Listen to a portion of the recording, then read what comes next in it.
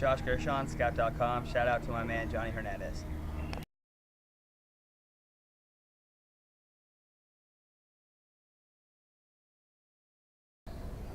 This is your man Johnny Hernandez. Next Level Connect here with my boy Josh Gershon from Scout.com. You guys all know who he is. This is the man on the West Coast. We all know.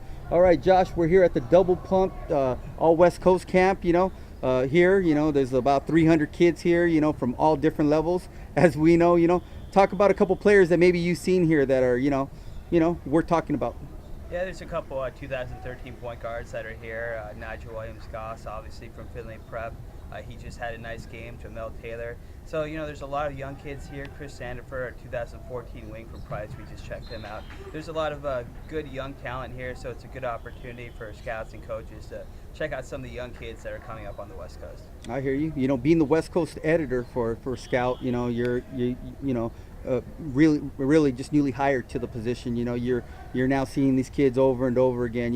Why don't you throw out some kids that that you've seen this spring and now in the summer that deserve some publicity.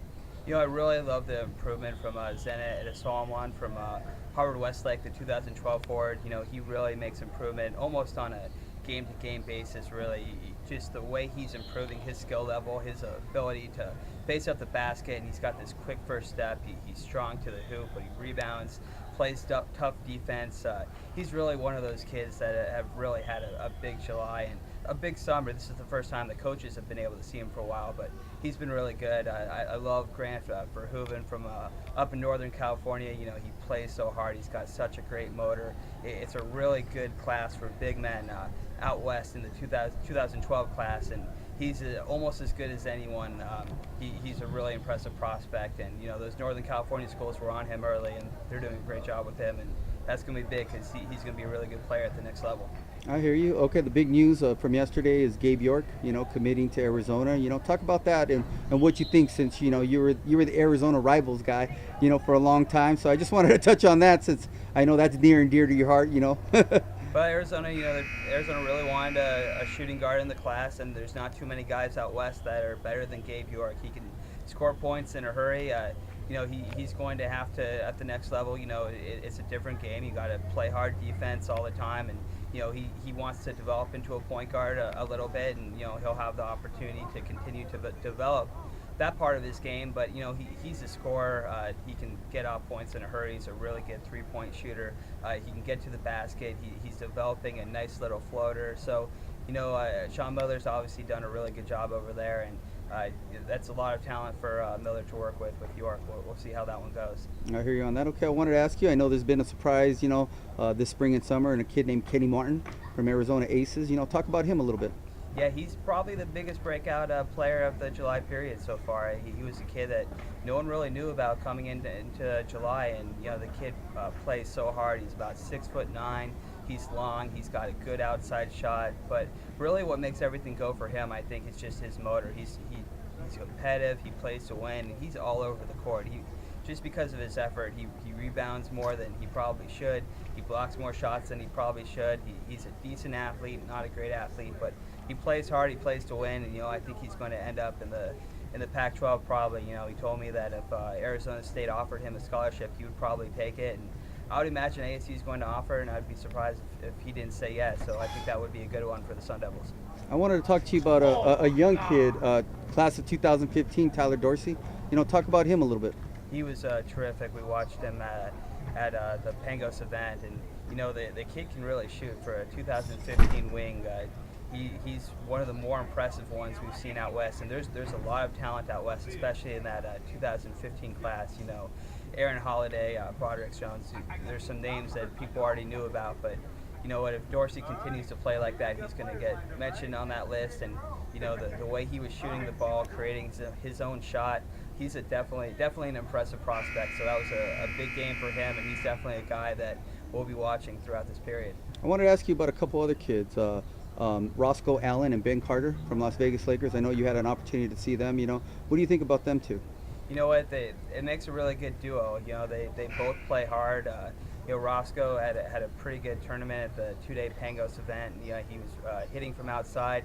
He loves to handle the ball in transition. He was going straight to the basket. Made some good passes from the post. he really had a good tournament. I thought, I love Ben Carter. He's a really skilled face-up four. He's getting stronger. He rebounds the ball. He plays defense.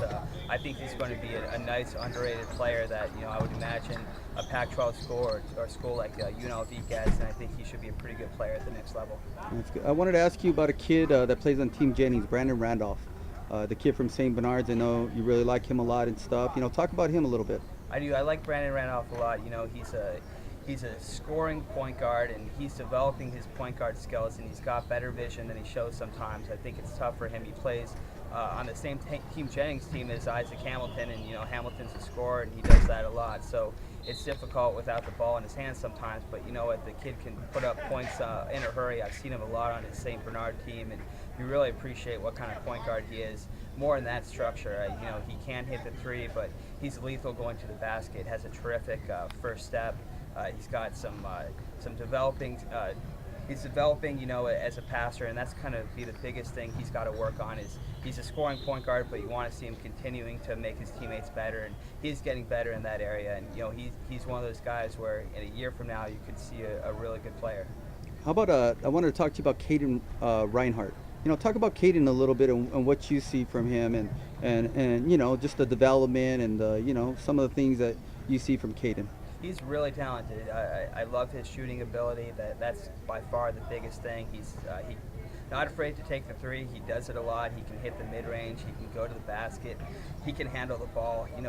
He's a kid where if he takes in college coaching, he's going to be a very good college basketball player. That's by far the biggest question with him is he's going to go to his system, and if he buys in and continues to play hard and work hard, he's got a very bright future. There's not a lot of shooting guards out west that are as talented as he is.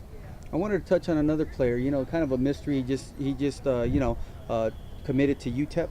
Anthony January, was playing with Nike ICP and now running with ICANN All-Stars. I know. What do you think about him in general? The biggest thing with Anthony January is again, that comes down to college coaching, because there's a lot to work with there. He can really create his own shot. He's long and athletic. His ability to create his own shot is good because he can get some baskets that are completely undefendable. On the same token, he takes some shots that he shouldn't take. So he really needs to work on his shot selection. If he hits his potential, he could be a very good player. I think the biggest question with him is, getting rid of the bad shots and focusing on the good ones.